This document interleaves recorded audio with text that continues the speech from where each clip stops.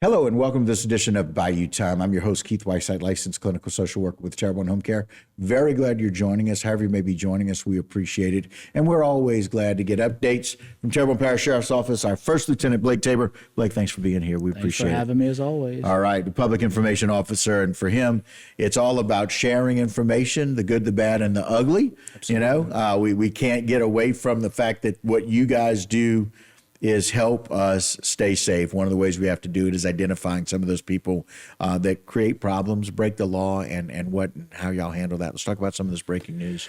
Yeah, so recently a Devin Gotro, 27-year-old male, was arrested for molestation of a juvenile. Of course, these are cases that we never really enjoy talking about, but they are here in our community, and it's important for us to get that information out. So in the month of April of 2023, detectives were made aware of a sex case that was going on with a juvenile victim.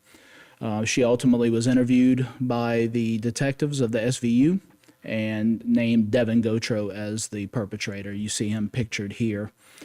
It's my understanding that the situation occurred on at least 2 occasions at a residence where Mr. Gotro was living in.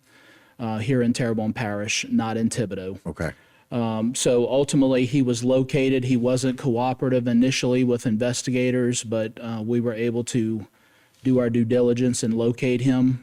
He was brought in. He did not cooperate and did not provide a statement. He refused to speak to our investigators, and was ultimately arrested for molestation of a juvenile. Wow. He's currently incarcerated at our jail, the Terrebonne Parish Criminal Justice Complex, on a $200,000 bond. And he'll remain there, hopefully.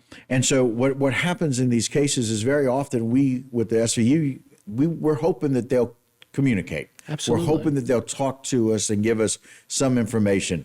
It's interesting that very often your silence almost says more about the difficulty of this situation. Not that it says you're guilty, because everybody's innocent until proven guilty, but by not communicating or not saying, no, I didn't do this, you're almost saying that you did. Right. So lack of communication is still communication. Absolutely. And look, these cases are so tricky because, we have to make sure that we maintain a certain level because not only do we have to protect the victims, but we also have to protect suspects who may not necessarily be suspects. Right. And it's not something we often talk about, but there are cases and there are false allegations that are made against people. So, it's really important to stick to the facts and make sure that we are doing our due diligence. A lot of that is incorporated in speaking and getting someone else's version of events or a series of details. And like you said, when people don't talk, it takes that component out of the investigation. Right. And again, for these kinds of situations, we're recording these communications, and your team has to be so very well prepared, and they are. Absolutely. For how to do these kinds of investigations. And look, and we've been on here and we've talked about our SVU detectives many times, and I certainly don't want to sound like a broken record, but the job that this group of individuals maintain on a daily basis is nothing short of incredible.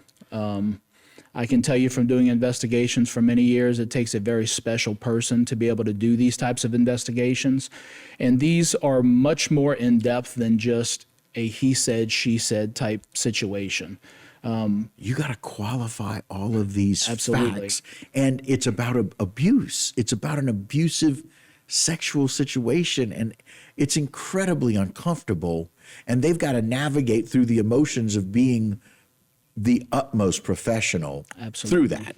Absolutely. And it's so very difficult, right? Yep. And look, and a lot of these cases resort to technology. We talk about the technology that is constantly out in our community now. So that could be a good thing for some or a bad for others.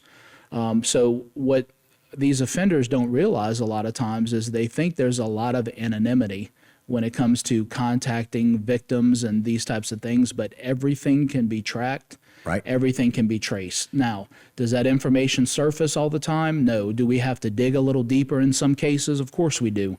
But the facts will lead us to where we need to be. And that's why your SUV team is so good in what they do and how they do it. And so speaking of, we got some good things happening. Absolutely. Even from a technology standpoint. Absolutely. So, our SVU detectives are really making a push to do some new and innovative trends as far as bringing down the types of crimes that we have to deal with. So, in the coming weeks, viewers are going to see a lot of new initiatives that we're pushing. Some of those topics may be cyberbullying.